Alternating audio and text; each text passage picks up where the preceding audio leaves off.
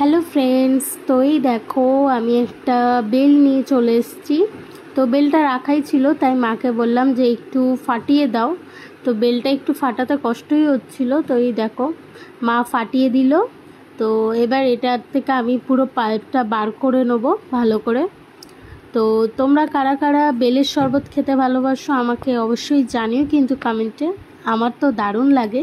তো এই দেখো আমি পাল্পটা ভালো করে বার করে নিচ্ছি, আর একটু কিছুটা বাকি আছে সেটাও বার করে নেব।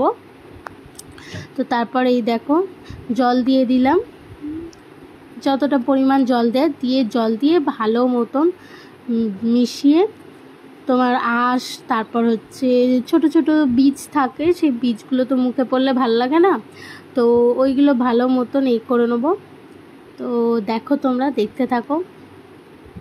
এই দেখো আমি অনেকটাই করে নিয়েছি, আর কিছুটা বাকি আছে। তো এই দেখো আমি চিপে চিপে ভালো মতন ওর থেকে রসগুলো বার করে নিচ্ছি।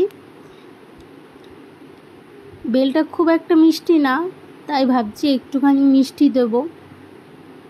এই দেখো আমি ভালো মতন চটকে ভালো মতন সব কিছু ছেঁকে ছেঁকে করে নিচ্ছি, হাত দিয়েই করছি।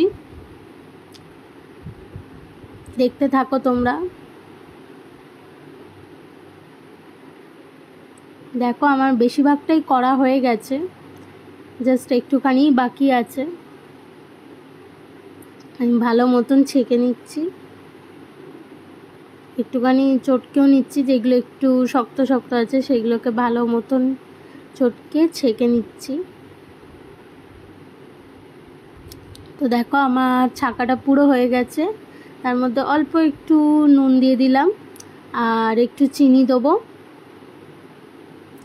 দিয়ে নুন দিয়ে ভালো করে মিশিয়ে নিলাম, দিয়ে তারপর চিনি দেবো। একটুখানি মিষ্টি মিষ্টি হলে বেশ ভালো লাগে খেতে। তোমরা দেখো, এই দেখো আমি একটু চিনি দিয়ে দিলাম, বেশ 1-2 চামচ চিনি দিয়ে দিলে বেশ একটু ভালো লাগে। তো এই দেখো আমি চিনি দিয়ে এবার ভালো করে মিশিয়ে নেব জিনিসটা, যাতে চিনিটা ভালো মতন গলে যায়। দিয়ে একটু ঠান্ডা করে খেলে খুব ভালো হয়, একটু ফ্রিজে রেখে দিলে খুবই ভালো হয়। এসে একটু ঠান্ডা ঠান্ডা বেলের শরবত খেতে ভালোই লাগে। তো এই দেখো আমি ভালো করে মিক্স করে নিচ্ছি, দিয়ে তারপর গ্লাসে ঢেলে নেব। দেখো আমি ভালো করে মিক্স করে নিচ্ছি, দিয়ে তারপর এই দেখো গ্লাসে ঢেলে আমি ফ্রিজে রেখে দিয়েছিলাম কিছুক্ষণের জন্য, তারপরে এই দেখো বার করেছি। তো আমার তো খুবই ভালো লাগে। তো তোমাদের ভিডিওটা কেমন লাগলো অবশ্যই জানিও কিন্তু কমেন্টে।